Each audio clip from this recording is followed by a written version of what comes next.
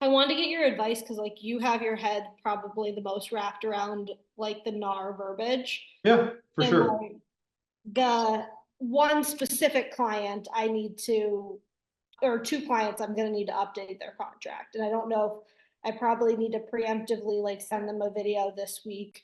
Buyers or sellers? Buyers. Cool. Okay, probably phone call, not a video. Maybe a video as a follow-up, but probably a phone call, something effective like, ring, hey Jim, just wanted to touch base really quickly. I'm not sure, are you familiar with the National Association of Realtors settlement? Have you heard about this? And they might say, yeah, I have, no, I haven't. God, it's been in the headlines, or it's this, that, and the third. Then I go into a brief explanation about what it is, and then what the changes are after that. What it is, what it means for them, and what the changes are. So there are two parts to the settlement. The first one is states that every client, sorry, every agent must have a buyer representation agreement signed with a client or even a lead before they show them any property. Now, this is something that we've been doing for years and years, and that's our common practice. In fact, it's already our state law. Now it's rolling out as a national practice. And the reason is there was an unclear, agency agreements just were unclear. And that was something that the Department of Justice needed to make sure was completely solid, that if somebody's working with an agent, they understood what the terms of that is. Now, you and I have already gone through that.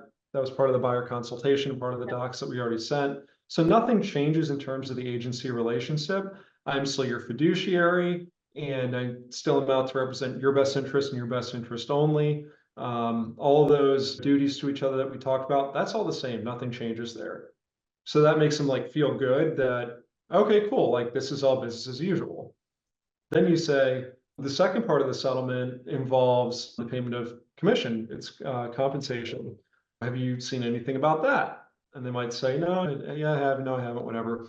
Then I say something to the effect of, so the lawsuit basically alleged that there were so a handful of sellers got together and said that there was price fixing in the real estate industry because it was common for buyers agents compensation to be included in the sale of a home.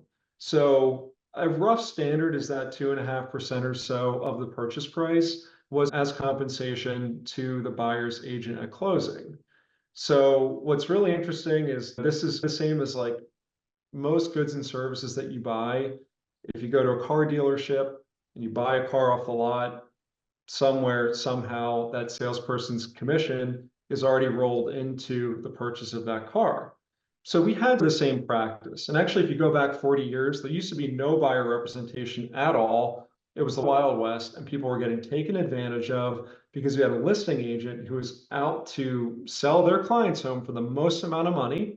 They'd have somebody in their office service, but not represent on their listing. So about 40 years, buyer agency came to be, and 2.5% commission became a common, you don't want to say standard, right? Like a common compensation Yeah. for a buyer's agent. Now, that was something that the seller and the listing agent worked out when they signed the seller doc. So when I sit down with the seller, I explain everything I do to market a home. I tell them about the value of the home, and I explain that the total commission is 6%, and it's split 3.5% to the listing side, 2.5% to the buyer's agent. What we're doing at this point in time is those commissions are being decoupled. Another way to think about it is that the listing agent is no longer pre-negotiating the commission for the buyer's agent. It's now on the buyer and the buyer's agent to discuss compensation. And that makes sense because like you're hiring me to do my job to represent you. So it makes sense that you and I should be having a conversation about compensation. And what's common at this point in time is that 2.5% or so standard, which is what we had in a representation agreement before.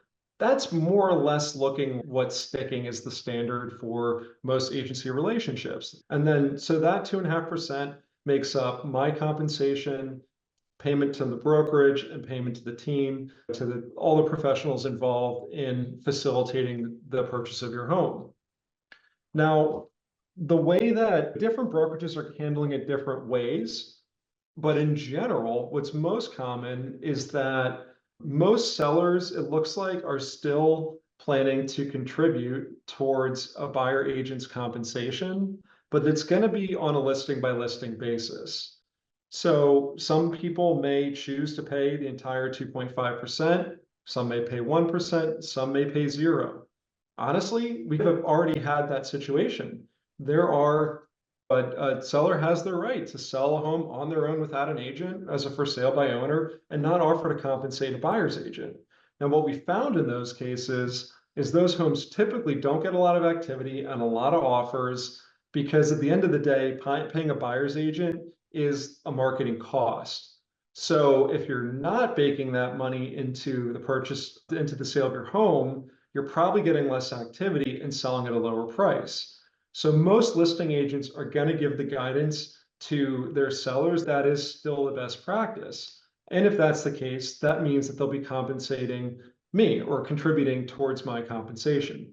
Like I said, there's the possibility that they don't. And in that case, then the full compensation would become the buyer's responsibility. Now, the great thing is in 98 out of 100 cases, the compensation is going to be rolled into the loan, just like it is now.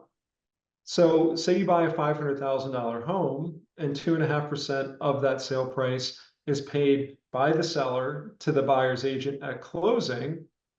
That seller is getting 2.5% less, but the money's coming from you, right? That 500 grand is coming from your down payment in the bank. So essentially what's happening is you're funding everything, right? The purchase of the home, the compensation to both sides, and that makes sense. You're the purchaser, so the money comes from you. And then the seller will net whatever proceeds after they pay off their loan, pay the listing side, and pay the buyer side. So the only thing that's really being looked at and changing now is that some sellers may elect not to pay the buyer's side. As long as we're writing offers that are strong, we can write in that a seller is to pay my compensation, whether they're planning on it already or not. So let's say a seller's listed at 500K and they're not planning to pay any commission. Let's say the home does pencil out at 525, and that seems like a good competitive offer. And we offer 525 and we say, but you have to pay the 2.5% commission. That net price to the seller is going to be between 500 and 525. So that's still a really competitive offer at like 510, 515. So in that way, we can wrap in the compensation. We can wrap my compensation in, which is now technically due from you, always has been because of where the money comes from, but we can wrap that into the purchase of the home.